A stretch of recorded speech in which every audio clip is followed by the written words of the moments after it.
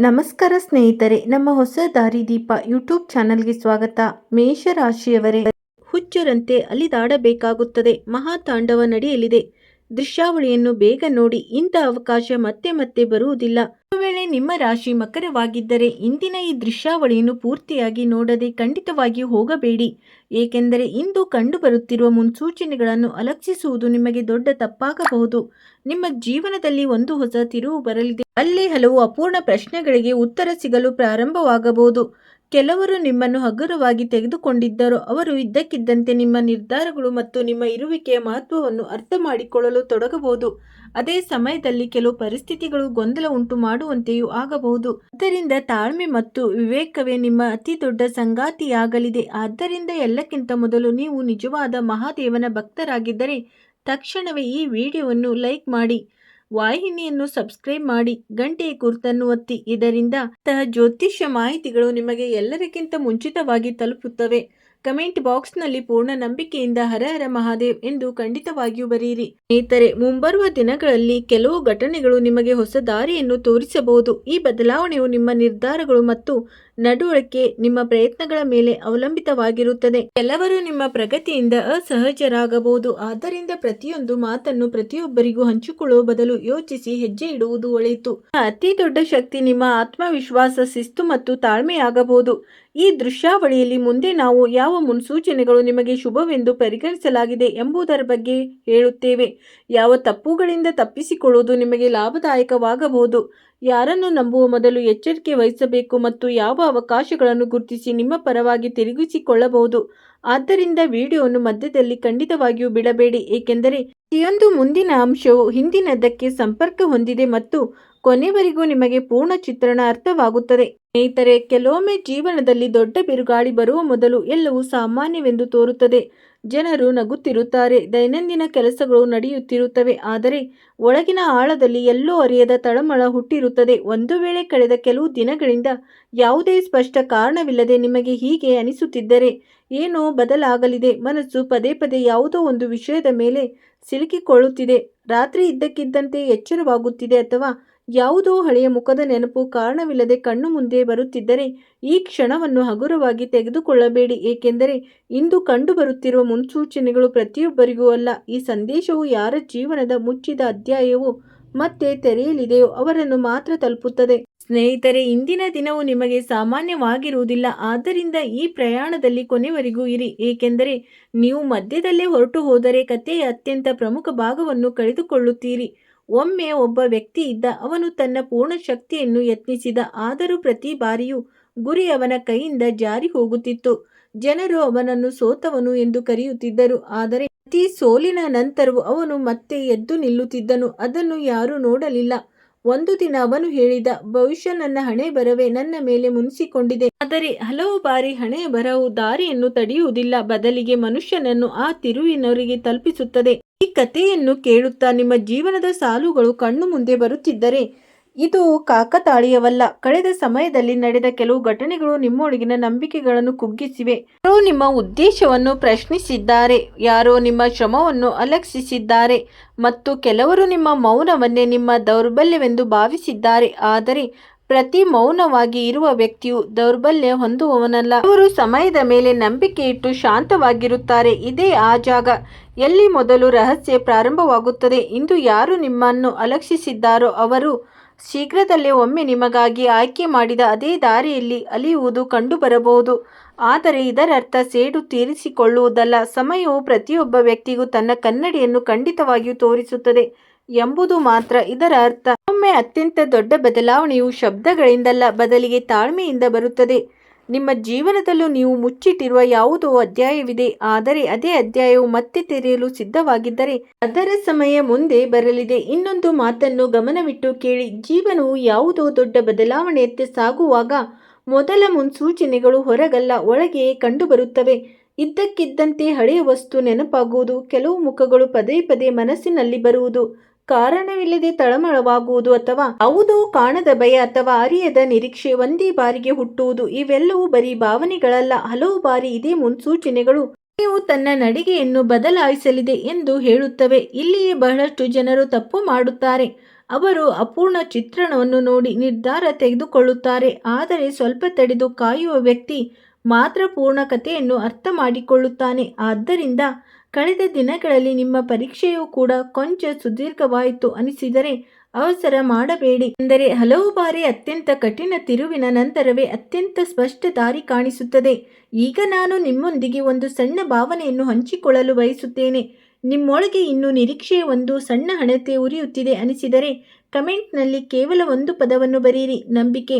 ಯಾರಿಗೂ ಏನನ್ನು ಸಾಬೀತುಪಡಿಸಲು ಅಲ್ಲ, ಬದಲಿಗೆ ಕತ್ತಲೆಯಷ್ಟೇ ದಟ್ಟವಾಗಿದ್ದರೂ ಅದು ಸಣ್ಣ ಬೆಳಕನ್ನು ಅದನ್ನು ಎದುರಿಸಲು ಸಾಕು ಎಂಬುದು ನಿಮಗೆ ನೆನಪಿಸಿಕೊಳ್ಳಲು. ಹಲವು ಜನರು ಈಗ ಹುಚ್ಚರಂತೆ ಅಲಿದಾಡಬೇಕಾಗಬಹುದು ಎಂದು ಏಕೆ ಹೇಳಲಾಗುತ್ತಿದೆ, ಆದರೆ ಇನ್ಯಾರಿಗೂ ಇದೇ ಸಮಯ ಹೊಸ ದಾರಿಯನ್ನು ತರಬಹುದು.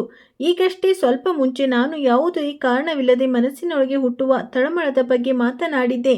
ಈಗ ಆ ರಹಸ್ಯದ ಮೊದಲ ಪರದೆಯನ್ನು ಸರಿಸುವ ಸಮಯ ಬಂದಿದೆ. ಆದರೆ ನೆನಪಿರಲಿ, ಈಗ ಕೇಳಲಿರುವ ಮಾತನ್ನು ಬರೀ ಶಬ್ದಗಳೆಂದು ಭಾವಿಸಿ ಕೇಳಬೇಡಿ. ಕೆಲವು ನಿಮ್ಮ ಕಳೆದ ತಿಂಗಳುಗಳನ್ನು ನೆನಪಿಸಿಕೊಳ್ಳುತ್ತಾ ಕೇಳಿ, ಏಕೆಂದರೆ ಹಲವು ಬಾರಿ ಉತ್ತರ ಹೊರಗೆ ಸಿಗುವುದಿಲ್ಲ, ಅದು ನಮ್ಮದೇ ನೆನಪುಗಳಲ್ಲಿ ಅಡಗಿರುತ್ತದೆ. ಯುವಕನಿದ್ದ. ಅವನು ತನ್ನ ಜೀವನದಲ್ಲಿ ಎಂದಿಗೂ ಯಾರಿಗೂ ಕೆಟ್ಟದ್ದನ್ನು ಬಯಸಿರಲಿಲ್ಲ. ಅವನು ಜನರಿಗೆ ನೇರವಾದ ಸಂಬಂಧಗಳನ್ನು ಉಳಿಸಲು ಯತ್ನಿಸಿದ ಮತ್ತು ಪ್ರತಿ ಬಾರಿಯೂ ಸತ್ಯಕ್ಕೆ ಜಯವಾಗುತ್ತದೆ ಎಂದು ಭಾವಿಸಿದ. ಆದರೆ ನಡೆದಿದ್ದು ಸಂಪೂರ್ಣ ತಲೆಕೆಳಗಾಗಿ. ಅವನು ಯಾರನ್ನು ಅತ್ಯಂತ ಹೆಚ್ಚಾಗಿ ನಂಬಿದ್ದನೋ ಅದೇ ಜನರು ಎಲ್ಲರಿಗಿಂತ ಮುಂಚಿತವಾಗಿ ಅವನಿಂದ ದೂರವಾದರು. ಹಲವು ರಾತ್ರಿಗಳನ್ನು ಕೊನೆಗೆ ತಪ್ಪೆಲ್ಲಿ ಆಯಿತು ಎಂದು ಯೋಚಿಸುತ್ತಲೇ ಕಳೆದ. ಮೆಲ್ಲಗೆ ಅವನು ಜನರನ್ನು ನಂಬುವುದನ್ನೇ ಬಿಟ್ಟು ಬಿಟ್ಟ. ನಂತರ ಒಂದು ದಿನ ಅವನ ಜೀವನದಲ್ಲಿ ಅವನು ಎಂದಿಗೂ ಊಹಿಸಿರದಂಥ ತಿರುವು ಬಂದಿತು. ಯಾರು ಅವನನ್ನು ಒಂಟಿಯಾಗಿ ಬಿಟ್ಟು ಹೋಗಿದ್ದರೋ ಅದೇ ಜನರು ಒಬ್ಬೊಬ್ಬರಾಗಿ ಅವನ ಹುಡುಕಾಟದಲ್ಲಿ ಬರತೊಡಗಿದರು. ಆದರೆ ಆ ಸಮಯಕ್ಕಾಗಲೇ ಪರಿಸ್ಥಿತಿಗಳು ಬದಲಾಗಿದ್ದವು. ಈಗ ಅಲಿಯುವ ಸರದಿ ಅವನದ್ದಾಗಿರಲಿಲ್ಲ, ಸಮಯವಿರುವಾಗಲೇ ಸತ್ಯವನ್ನು ಗುರುತಿಸಲು ನಿರಾಕರಿಸಿದ್ದ ಆ ಜನರದಾಗಿತ್ತು. ಈ ಕಥೆಯಲ್ಲಿ ನಿಮ್ಮ ಜೀವನದ ಸುಳುವು ಕಾಣಿಸುತ್ತಿದ್ದರೆ ಇದನ್ನು ಕಾಕತಾಳೀಯವೆಂದು ಭಾವಿಸಬೇಡಿ, ಏಕೆಂದರೆ ಕಳೆದ ಕೆಲವು ಸಮಯದಿಂದ ನಿಮ್ಮ ಸುತ್ತಮುತ್ತಲೂ ಇಂಥ ಕೆಲವು ಜನರಿದ್ದರು. ಅವರು ನಿಮ್ಮ ಮೌನವನ್ನು ಸೋಲೆಂದು ಭಾವಿಸಿದ್ದರು. ನೀವು ಮುರಿದು ಬಿದ್ದಿದ್ದೀರಿ, ದಣಿದಿದ್ದೀರಿ, ಇನ್ನು ಮುಂದೆ ಸಾಗಲು ಸಾಧ್ಯವಿಲ್ಲ ಎಂದುಕೊಂಡರು. ಆದರೆ ಅವರಿಗೆ ಇದು ತಿಳಿದಿರಲಿಲ್ಲ. ಕೆಲವೊಮ್ಮೆ ಅತ್ಯಂತ ದೊಡ್ಡ ಬದಲಾವಣೆಯು ಮನುಷ್ಯನ ಹೊರಗಿನಿಂದ ಶಾಂತವಾಗಿ ಕಂಡಾಗ ಮತ್ತು ಒಳಗಿನಿಂದ ತನ್ನನ್ನು ತಾನು ಹೊಸದಾಗಿ ನಿರ್ಮಿಸಿಕೊಳ್ಳುತ್ತಿರುವಾಗ ಆಗುತ್ತದೆ.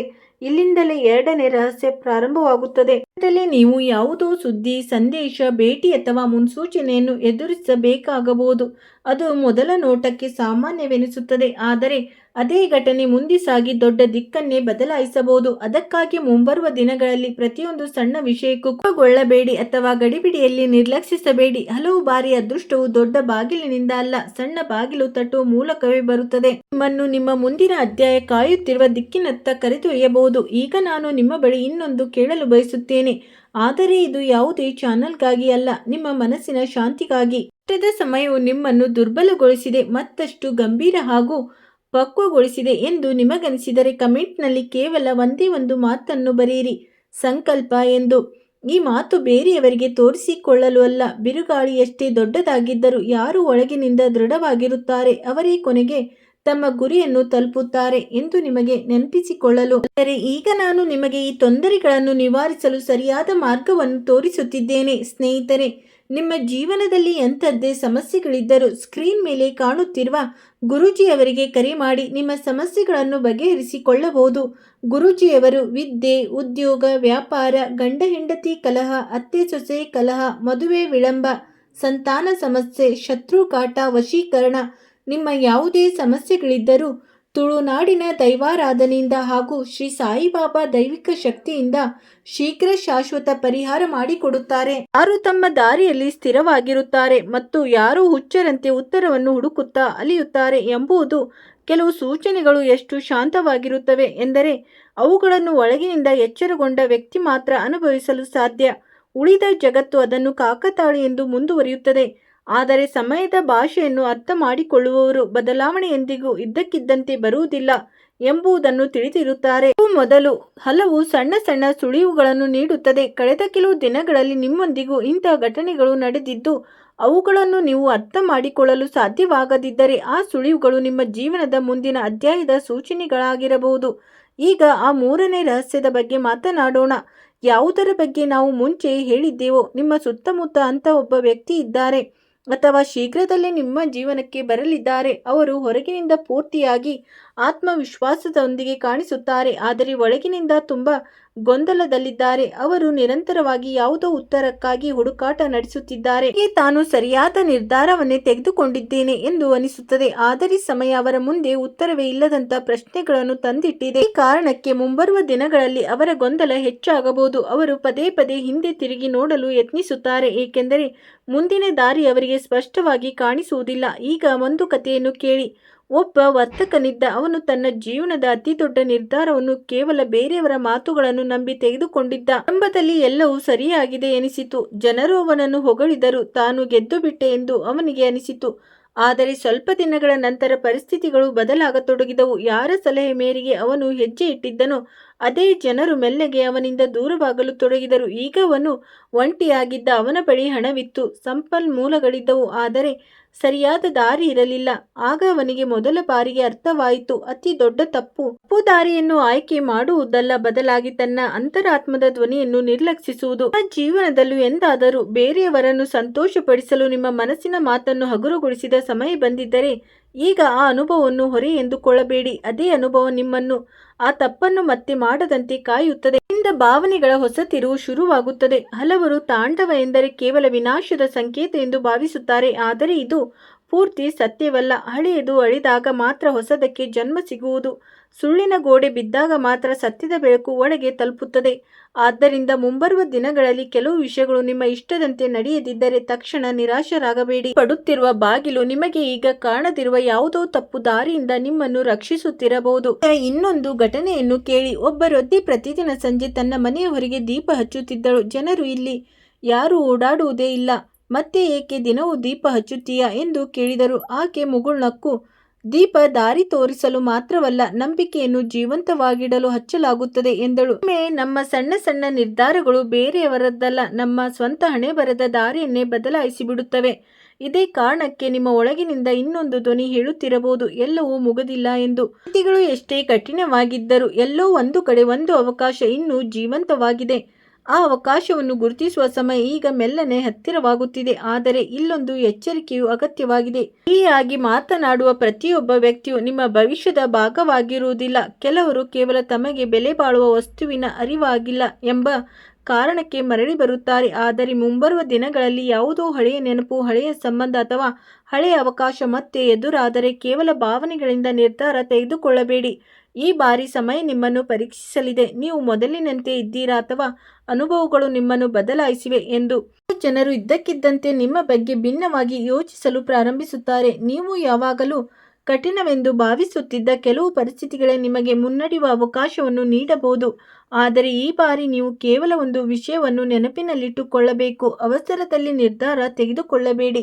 ಹಲವು ಬಾರಿ ಅತ್ಯಂತ ದೊಡ್ಡ ತಾಂಡವು ಹೊರಗಿರದೆ ಮನಸ್ಸಿನ ಒಳಗಿರುತ್ತದೆ. ಅನುಮಾನ ಮತ್ತು ನಂಬಿಕೆಯ ನಡುವೆ, ಭಯ ಮತ್ತು ಧೈರ್ಯದ ನಡುವೆ, ಗತಕಾಲ ಮತ್ತು ಶಕ್ತಿನ ನಡುವಿನ ಈ ಅಂತರಂಗದ ಸಂಘರ್ಷವನ್ನು ಗೆಲ್ಲುವ ವ್ಯಕ್ತಿಗೆ ಹೊರಗಿನ ಸವಾಲುಗಳು ಅಷ್ಟೊಂದು ಕಠಿಣವಾಗಿ ಉಳಿಯುವುದಿಲ್ಲ.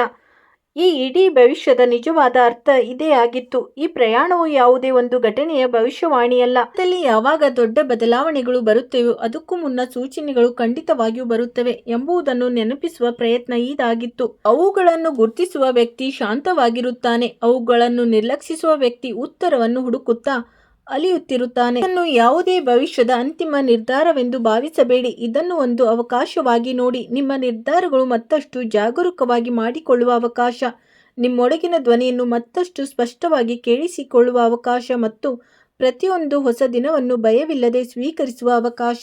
ಒಂದು ವೇಳೆ ಈ ಇಡೀ ಪಯಣದಲ್ಲಿ ಯಾವುದೇ ಒಂದು ಮಾತು ನಿಮ್ಮ ಮನಸ್ಸನ್ನು ಮುಟ್ಟಿದ್ದರೆ ಕಮೆಂಟ್ ಬಾಕ್ಸ್ನಲ್ಲಿ ಕೇವಲ ಒಂದು ಪದ ಬರೆಯಿರಿ, ಪ್ರೇರಣಾ. ಈ ಪದ ಬೇರೆ ಯಾರಿಗೂ ಅಲ್ಲ, ಬದಲಿಗೆ ಇಂದು ಒಳಗೆ ನಿಶ್ಶಬ್ದವಾಗಿ ಪ್ರಾರಂಭವಾಗಿರುವ ಆ ಬದಲಾವಣೆಯ ಗೌರವಾರ್ಥವಾಗಿ ಬರೆಯಿರಿ. ಈಗ ನಾನು ಈ ವಿಡಿಯೋವನ್ನು ಇಲ್ಲಿಗೆ ಮುಗಿಸುತ್ತೇನೆ, ಆದರೆ ಒಂದು ಕೊನೆಯ ವಿಚಾರವನ್ನು ಬಿಟ್ಟು ಹೋಗುತ್ತಿದ್ದೇನೆ. ಬರುವ ದಿನಗಳಲ್ಲಿ ನೀವು ಸುಲಭವಲ್ಲದ ಯಾವುದೋ ನಿರ್ಧಾರವನ್ನು ತೆಗೆದುಕೊಳ್ಳಬೇಕಾಗಿ ಬರಬಹುದು. ಆ ಸಮಯದಲ್ಲಿ ಈ ಇಡೀ ಕಥೆಯನ್ನು ನೆನಪಿಸಿಕೊಳ್ಳಿ, ಏಕೆಂದರೆ ಕೆಲವೊಮ್ಮೆ ಸರಿಯಾದ ಹಾದಿ ಎಂದರೆ ಯಾವುದರ ಮೇಲೆ ನಡೆಯಲು ಪ್ರಾರಂಭದಲ್ಲಿ ಅತ್ಯಂತ ಹೆಚ್ಚು ಭಯವಾಗುತ್ತದೆಯೋ ಅದೇ ಆಗಿರುತ್ತದೆ. ವರ್ಷಗಳ ನಂತರ ನೀವು ಹಿಂದೆ ತಿರುಗಿ ನೋಡಿದಾಗ ಪ್ರತಿಯೊಂದು ಚೂರು ಚೂರಾಗಿರುತ್ತದೆ ಎಂದು ನಿಮಗೆ ಅನಿಸಿದ ದಿನವೇ ನಿಜವಾಗಿ ಹೊಸ ಆರಂಭವಾಗಿತ್ತು ಎಂಬ ಅರಿವು ನಿಮಗಾಗುತ್ತದೆ. ಸ್ನೇಹಿತರೆ, ನಿಮ್ಮ ಜೀವನದಲ್ಲಿ ಅತ್ಯಂತ ದೊಡ್ಡ ಪವಾಡದಂತ ಬದಲಾವಣೆ ನಡೆಯಲಿದೆ. ಅದನ್ನು ನೋಡಿ ನಿಮಗೂ ಸಂತೋಷವಾಗುತ್ತದೆ ಮತ್ತು ನನಗೂ ಕೂಡ ಸಂತೋಷವಾಗುತ್ತದೆ. ನಿಮ್ಮ ಜೀವನದಲ್ಲಿ ಪ್ರತಿಯೊಂದು ರೀತಿಯ ಸುಖ ಸೌಕರ್ಯಗಳು ಬರಲಿ ಮತ್ತು ಸಂತೋಷದಿಂದ ಜೀವನ ನಡೆಸಲಿ ಎಂಬುದೇ ನನ್ನ ಆಶಯ. ಸ್ನೇಹಿತರೆ, ನಾನು ನಿಮಗೆ ಈ ವಿಡಿಯೋದ ಮೂಲಕ ಎಲ್ಲವನ್ನು ಅತ್ಯಂತ ಸ್ಪಷ್ಟವಾಗಿ ತಿಳಿಸಿದ್ದೇನೆ. ಸಣ್ಣ ಸಣ್ಣ ಕಥೆಗಳನ್ನು ಕೂಡ ಹೇಳಿದ್ದೇನೆ. ನಿಮಗೆ ಇಂದಿನ ಈ ವಿಡಿಯೋ ಸ್ವಲ್ಪವಾದರೂ ಇಷ್ಟವಾಗಿದ್ದರೆ ವಿಡಿಯೋವನ್ನು ಲೈಕ್ ಮಾಡಿ, ಚಾನೆಲ್ ಅನ್ನು ಸಬ್ಸ್ಕ್ರೈಬ್ ಮಾಡಿ ಹಾಗೂ ನಿಮ್ಮ ಆತ್ಮೀಯರಿಗೆ ಈ ವಿಡಿಯೋವನ್ನು ಶೇರ್ ಮಾಡಿ. ಸ್ನೇಹಿತರೆ, ವಿಡಿಯೋ ನೋಡಿದ್ದಕ್ಕಾಗಿ ಧನ್ಯವಾದಗಳು.